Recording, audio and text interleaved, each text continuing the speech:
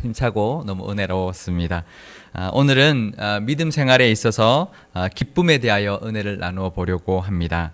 기쁨이라는 단어가 성경에 몇 번 나오는지 제가 한번 검색을 해봤습니다. 굉장히 자주 나오는데요. 검색을 해봤더니 명사도 있고 동사도 있고 형용사도 있고 부사도 있는데요. 가장 많이 나온 것이 동사였습니다. 기뻐하라, 기뻐하다 뭐 이런 동사인데요. 336번 이 성경에 나오고요. 부사하고 명사가 거의 비슷하게 107번, 105번, 그리고 형용사가 19번 이렇게 나와서 총 567번 이렇게 기쁨이라는 단어가 성경에 나옵니다. 그런데 원어로 보면은 사실 원어가 여러 가지 원어가 기쁘다라고 해석이 가능하거든요. 근데 그 원어가 기쁘다라고 해석될 수 있는 원어가 전부 기쁘다라는 단어로 번역된 것이 아닙니다. 그래서 기쁘다로 이제 번역되지 않은 것까지 다 합친다 그러면 원어를 다 한다고 하면 훨씬 더 많은 숫자의 기쁨이라는 단어가 성경에 들어 있습니다. 그 중에 대표적인 것이 바로 에덴 동산인데요. 에덴은 히브리 원어를 그대로 사용한 단어입니다. 에덴은 원래 히브리 그 말 그대로인데요. 이 에덴이라는 말이 뭐냐면 기쁨의 동산이라는 뜻입니다. 하나님이 인간을 만드시고 기쁨의 동산이라는 에덴에 살게 하셨다라는 것만 봐도 하나님은 얼마나 우리가 기쁘게 살기를 원하시는지를 잘 알 수 있습니다. 성경에 있어서 기쁨이라는 단어의 빈번도 뿐만 아니라 중요도 때문에 기쁨이라는 이 주제는 신앙생활에 있어서 매우 중요한 주제입니다. 요즘 우리가 묵상하고 있는 이사야서에서는 종말의 때에 대한 일어날 일에 대한 예언을 해주고 있습니다. 그런데 마지막 때에 하나님께서 우리를 위해 준비하신 잔치가 있다고 말씀하고 계십니다. 오늘 우리 본문 이사야서 25장 6절에서 8절 말씀을 우리 함께 읽어보겠습니다. 만군의 여호와께서 이 산에서 만민을 위하여 기름진 것과 오래 저장하던 포도주로 연회를 베푸시리니 그 골수가 가득한 기름진 것과 오래 저장하였던 맑은 포도주로 하실 것이며 또 이 산에서 모든 민족의 얼굴을 가린 가리개와 열방 위에 덮인 덮개를 제하시며 사망을 영원히 멸하실 것이라. 주 여호와께서 모든 얼굴에서 눈물을 씻기시며 자기 백성의 수치를 온 천하에서 제하시리라. 여호와께서 이같이 말씀하셨느니라. 아멘. 그 잔치를 통하여 우리가 기뻐하고 즐거워하고 그동안 노고를 위로받게 해주신다고 말씀하고 있습니다. 그리고 요한계시록 우리 19장 9절에 보면 이 잔치는 어린 양의 혼인 잔치라고 이야기하고 있습니다. 예수님이 신랑이시고 우리가 신부인 그런 어린 양의 혼인 잔치라고 말씀하고 있습니다. 하나님 앞에 갔을 때 우리에게는 기뻐하고 즐거워하며 위로받을 수 있는 천국의 잔치, 그것도 우리가 주인공인 잔치의 기쁨이 있다 말씀하고 있습니다.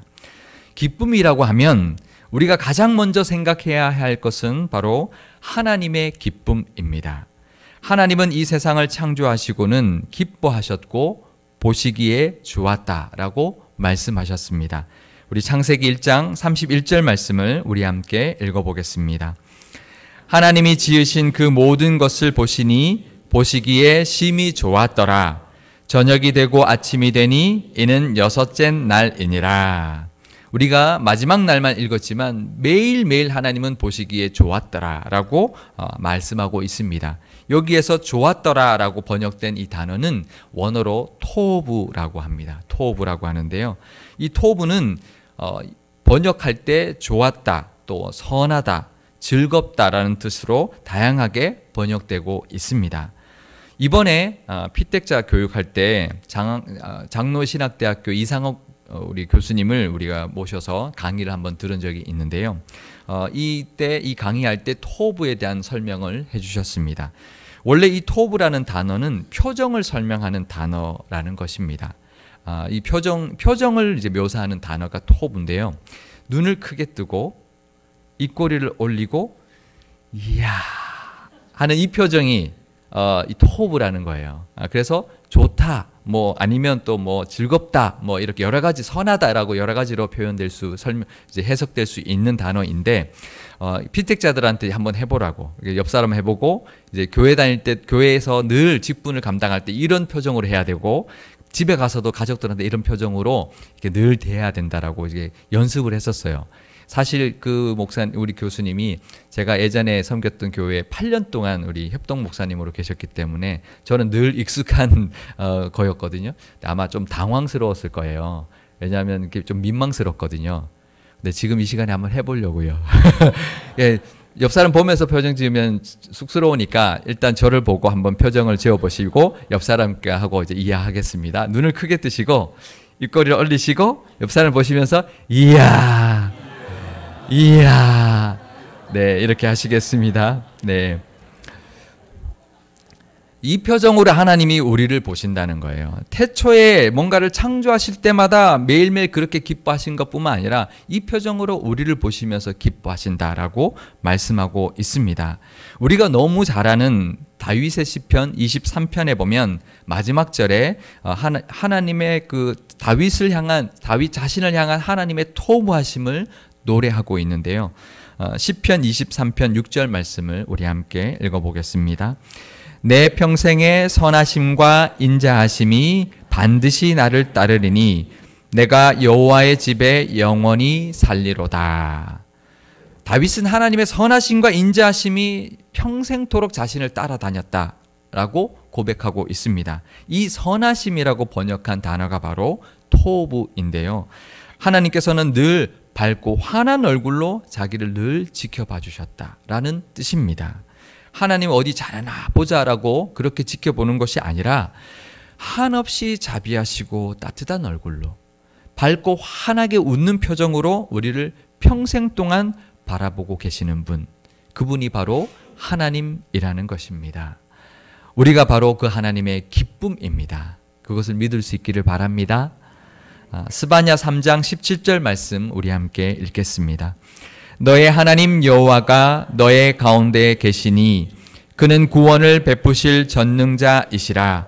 그가 너로 말미암아 기쁨을 이기지 못하시며 너를 잠잠히 사랑하시며 너로 말미암아 즐거이 부르며 기뻐하시리라 하리라. 하나님께서 우리를 바라보시는 이 스바냐의 이 표현이 너무 좋습니다.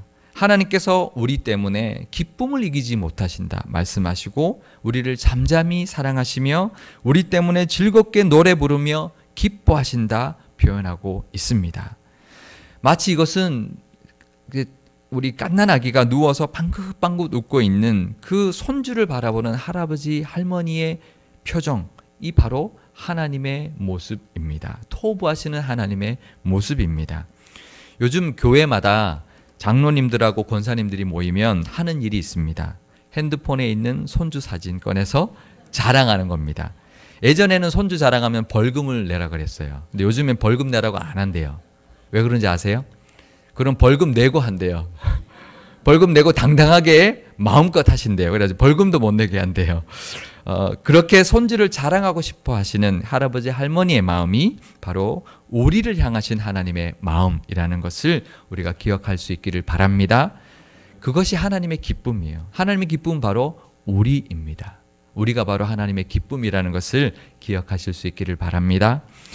두 번째 기쁨은 바로 우리의 기쁨입니다. 데살로니가 전서 5장 16절에서 18절 말씀 우리 함께 읽어보겠습니다. 항상 기뻐하라, 쉬지 말고 기도하라, 범사에 감사하라. 이것이 그리스도 예수 안에서 너희를 향하신 하나님의 뜻이니라. 성경은 우리가 기뻐하는 것이, 항상 기뻐하는 것이 하나님의 뜻이라고 말씀하고 있습니다. 그런데 어떻게 우리가 항상 기쁠 수가 있을까요? 어떨 때는 슬플 때도 있고 힘들 때도 있는데 어떻게 항상 기쁠 수 있을까요? 이 기쁨은 세상적인 기쁨이나 조건적인 기쁨이 아닙니다. 원어로 카이로라고 하는데요. 저절로 우러나오는 기쁨, 그러니까 외적인 것 때문에 나오는 기쁨이 아니라 속에서 솟아나는 기쁨을 말합니다. 이 기쁨은 하나님의 자녀로서의 자존감, 자기 정체성, 하나님의 자녀라는 자기 정체성에서 나오는 자부심, 그런 것입니다. 어떤 외적인 조건 때문에 흔들리지 않는 기쁨을 말합니다. 그 기쁨의 원천은 바로 구원의 기쁨이고 하나님의 자녀된 기쁨입니다. 오늘 본문의 마지막 절인 이사야서 25장 9절 말씀 우리 함께 읽겠습니다. 그날에 말하기를 이는 우리의 하나님이시라. 우리가 그를 기다렸으니 그가 우리를 구원하시리로다. 이는 여호와시라. 우리가 그를 기다렸으니 우리는 그의 구원을 기뻐하며 즐거워하리라 할 것이며. 우리는 이 세상에 잠시 왔다가 가는 곳이 바로 이 세상입니다. 구원받은 우리에게는 천국에서 영원히 사는 삶이 기다리고 있습니다. 나중에 영생을 하다가 이제 그런 생각이 들 것 같아요. 내가 뭐 이 땅에 사는 삶이 얼마나 길다고 그렇게 죽느니 사느니 그렇게 살았나 싶을 것 같습니다. 예전에 어떤 제가 아시는 분이 이런 이야기 하는 것을 들었습니다. 아버님이 사업을 하셨는데요. 예전에는 뭐 송금하고 이런 게 없으니까 연말에 다 밀렸던 거 이제 다 송금하러 다녔어서 현금을 다 받아왔는데요. 그 현금 그 가방을 통째로 버스에서 소매치기를 당한 거예요. 이제 큰일 났죠.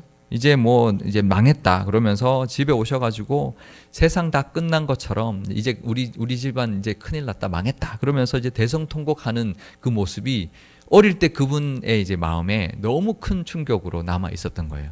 그래서 몇십 년이 지나서 문득 그 생각이 나서 아버님께 그 일을 이야기를 했답니다.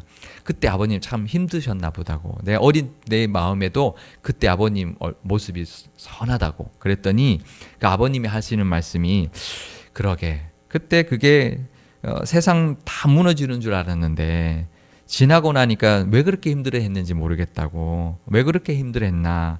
그 돈 없어도 이렇게 잘 살고 있는데 왜 그때 그렇게 내가 막 힘들어서 너무 힘들었었는데 왜 그랬는지 모르겠다. 그런 이야기를 했다는 것을 들은 적이 있습니다. 맞습니다. 지나고 나면 별일 아닌 것 때문에 우리는 마치 세상이 다 무너지는 것처럼 힘들어하고 절망하고 지옥을 살아갑니다. 나중에 지나고 보면 별일 아닌 것인데도 지금 현재 우리는 지옥을 살아갑니다. 나중에 천국에서 영생하면서 지금 이 시간을 돌아본다면 뭐 그리 대단한 것도 아니었는데 왜 그렇게 맨날 내가 인상만 쓰고 다녔나 그러지 않겠습니까? 늘 우리가 천국을 생각하시면서 나중에 우리 영생을 살아갈 때 돌아본다면 이게 그만큼 내가 힘들 일인가 라고 생각하며 그 일을 웃으며 넘길 수 있는 그런 여유를 가질 수 있는 저와 여러분 되시기를 축복합니다. 제가 사진 한 장을 준비해 왔는데요. 한번 보시기 바랍니다. 저기 점이 하나 있는데요. 동그라미 쳐 있는 거 안에 점이 하나 있는데요. 저것이 무엇일까요? 저것은 창백한 푸른 점이라고 이름을 지은 지구의 모습입니다. 보통 우주에서 찍은 지구의 모습은 동그랗게 커서 파랗게 바다도 보이고 그런 지구의 모습이죠. 그건 달에서 찍은 거고요. 이 사진은 1990년 2월 14일 보이저호라고요. 우주를 향해서 날려보낸 그 이제 우주선이 하나 있었습니다. 그것은 사진을 가면서 계속 사진을 찍으면서 지구로 전송하고 우주로 영원히 이제 날아가 버린 그런 우주선이었는데요. 명왕성을 지나면서 태양계의 마지막을 지나면서 카메라의 방향, 우주로 향해 있던 카메라의 방향을 반대 방향, 지구를 향하여 돌려서 지구를 61억 킬로미터에 떨어져 있는 지구의 모습을 촬영한 장면입니다. 보이저호의 촬영을 담당했던 과학자 칼 세이건이라는 사람이 태양계를 벗어나기 전에 마지막으로 인류 역사상 가장 멀리서 지구의 모습을 한번 촬영해보자 라고 제안을 했습니다. 반대가 많았어요. 왜냐하면 돌리다가 잘못하면 망가질 수 있기 때문에 그러면 이제 더 이상의 기능을 못하면 안 된다라고 반대가 많았지만 이 칼 세이건은 끝까지 고집을 해서 저 촬영을 이제 결국 했는데요. 그 목적이 있었습니다. 이 사람이 그 칼 세이건이라는 사람이 한 이유가 뭐냐면 지구가 저렇게 광활한 우주에서 보면 정말 작은 행성일 뿐이다. 그 안에 있는 것은 우리는 보잘것없는 존재에 불과하다라는 사실을 사람들한테 보여주고 싶었다는 것입니다. 과학자였지만 인간이란 어떤 존재이고 삶이란 무엇인가라는 철학적인 우리 인류의 대답에 질문에 어떤 해답을 제시해 주기 위한 한 과학자의 작품이었습니다. 천국에서 영생을 살다 보면 이 생에서의 삶은 마치 전과도 같이, 아니 저 전보다도 더 희미하게 보일까 말까한 지구처럼 기억날까 말까한 일들이 되고 말 것입니다.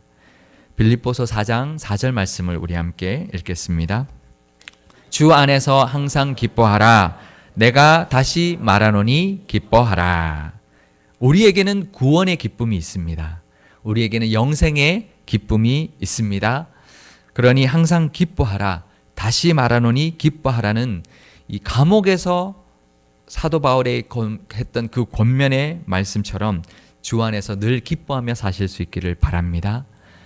본인은 감옥에 있으면서 감옥 밖에 있던 그 빌립보 교인들에게 기뻐하라 라고 말하고 있습니다. 왜냐하면 자신이 이미 그 기쁨을 누리고 있기 때문입니다. 외적인 조건에 의한 기쁨이 아니라 하나님이 주시는 기쁨, 천국의 기쁨, 하나님이 주시는 영생의 기쁨, 그 구원의 기쁨이 있기 때문에 그 기쁨을 누리고 있었고 그 주 안에서 기쁨을 누리라 라고 권면하고 있습니다. 우리에게도 그 기쁨이 있으시기를 축복합니다. 그런데 그 기쁨은 어떻게 하면 누릴 수 있을까요? 우리가 그러고 싶은데 우리도 잘 안 돼요. 그렇지 않습니까? 제가 그것을 깨달은 적이 한 번 있는데요. 저희 딸들이 어렸을 때 미국에서 놀이동산에 데려간 적이 있습니다. 근데 그 당시 내비게이션이 없어서 이제 저희들이 이제 있던 데는 작은 도시여서 큰 도시로 이제 몇 시간을 타고 가서 놀이동산을 찾아가야 되는데 내비게이션이 없으니까 지도를 보고 찾아가는 거예요. 그래서 지도를 보고 좌회전하고 우회전하고 그러면서 열심히 이제 긴장해서 이제 찾아가고 있는데 뒷자리에 앉아있던 우리 두 딸이 마냥 즐거운 거예요. 가서 뭘 타고 놀까, 뭘 사 먹을까, 그러고 놀고 있는데요. 근데 그 두 딸이 우리 아빠가 지금 놀이동산을 잘 찾아갈 수 있는지, 가서 자기들이 먹고 싶은 거를 사줄 수 있는지 그런 걱정을 했을까요? 안 했을까요? 하나도 안 하더라고요. 마냥 즐거운 거예요. 나는 지금 긴장하는데 하나도 걱정도 없이 너무 기뻐하는 거예요. 이제 기억나지 않으세요? 어리 아이들 데리고 놀이동산 가면 애들이 너무 즐거워하잖아요. 근데 제가 그걸 보면서 깨달은 것이 하나 있는데요. 내가 하나님을 믿는 그 믿음보다 이 아이들이 나를 믿는 믿음이 더 크구나. 내가 하나님을 향한 나의 믿음보다 나를 향한, 아빠를 향한 딸들의 믿음이 더 크다는 것을 깨닫게 되었습니다. 이 딸들이 아빠를 믿으니까 걱정이 없는 거예요. 그죠? 그리고 마냥 기뻐할 수 있는 것입니다. 우리는 어떻습니까? 하나님을 믿는데도 세상 걱정 다 하고 살아요. 그렇지 않습니까? 세상에 있는 거 다 인상 쓰고 세상에 있는 모든 거 다 두려워하고 걱정 다 하고 하나님 뒀다 어디다 쓰는지. 하나님 믿으면 되는데, 하나님 믿으면 마냥 즐거워할 수 있고 기뻐할 수 있는데, 어떤 게 와도 우리가 그것을 뛰어넘는 기쁨을 누릴 수 있는데 우리는 세상 걱정 다 하고 살아갑니다. 하나님이 뭐라고 그러실까요? 만약에 딸들이 뒤에서 아빠 잘 찾아갈 수 있어? 아빠 돈은 있어? 갖고 왔어? 계속 그런다면 병원 보내야 돼요. 그죠? 문제가 있는 거예요. 근데 우리의 모습이 그렇다는 거예요. 하나님이 우리를 지켜주시고 우리에게 모든 것을 다 공급해 주시는 그 하나님이 우리를 토부하시면서 보고 계시는데 우리는 세상 걱정 다 하고 있는 거예요. 하나님 마음이 어떨까요? 안타깝죠. 하나님 믿는 믿음으로 기뻐하며 사실 수 있기를 바랍니다. 하나님을 전적으로 믿으심으로 기쁨을 잃지 않는 그런 복을 누리시는 저와 여러분 되시기를 축복합니다. 세 번째 기쁨은 바로 천국의 기쁨입니다. 천국은 어떤 곳인가요? 요한계시록 21장에 천국을 묘사하고 있는데 우리 한번 읽어보도록 하겠습니다. 요한계시록 21장 18절에서 21절의 말씀입니다. 그 성곽은 벽옥으로 쌓였고 그 성은 정금인데 맑은 유리 같더라. 그 성의 성곽의 기초석은 각색 보석으로 꾸몄는데 첫째 기초석은 벽옥이요, 둘째는 남보석이요, 셋째는 옥수요, 넷째는 녹보석이요, 다섯째는 홍만호요, 여섯째는 홍보석이요 일곱째는 황옥이요 여덟째는 노곡이요 아홉째는 다만옥이요 열째는 비치옥이요 열한째는 청옥이요 열두째는 자수정이라. 그 12문은 12진주니 각 문마다 한 개의 진주로 되어 있고 성의 길은 맑은 유리 같은 정금이더라. 아멘. 이 천국에 있는 예루살렘 성을 묘사하고 있는데 보석으로 만들었어요. 이 그냥 꾸면 이야기가 아니라 실제로 그렇다는 거죠. 정금, 성이 정금이고 길이 정금이래요. 순금이에요. 반짝반짝한 순금이고요. 모든 벽은 다 보석으로, 각가지 보석, 색깔의 보석으로 되어 있고요. 문이 진주인데 진주가 박혀 있는 문이 아니라 문이 통째로 한 진주로 되어 있다고 묘사하고 있습니다. 이 세상에서 금은 보석 많이 안 가져도 됩니다. 그렇지 않나요? 솔직히 제가 과학적으로 말하면 보석의 색깔은 다 불순물 때문에 생기는 겁니다. 너무 제가 찬물을 확 끼얹는데요. 색깔이 예쁜 거 다 불순물이에요. 불순물 빼면 그냥 투명해지거든요. 근데 이게 색깔이 예쁜 거는 불순물 때문에 그렇게 되는 건데 그것을 우리는 귀하니까 아름다우니까 보석이라고 하는 거예요. 근데 천국 가면 흔합니다. 그렇게 장식되어 있습니다. 이 세상에서 우리 금은보석 못 가진 건 하나도 아쉬울 것 없습니다. 우리가 천국 가면 우리가 다 널려 있는 것이 우리가 다 사는 것이 다 보석인데 우리 그 믿음, 우리 그 기쁨을 우리 천국에서 누리면 좋겠습니다. 네, 또 천국을 묘사하는 것이 이사야서에 나오는데요. 11장 6절에서 9절의 말씀은 제가 읽어드리겠습니다.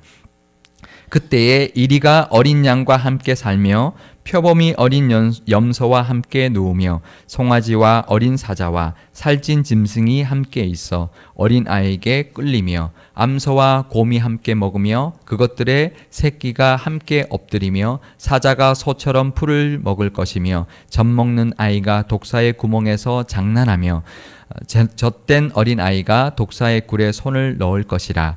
내 거룩한 산 모든 곳에서 해됨도 없고 상함도 없을 것이니 이는 물이 바다를 덮음 같이 여호와를 아는 지식이 세상에 충만할 것임이니라.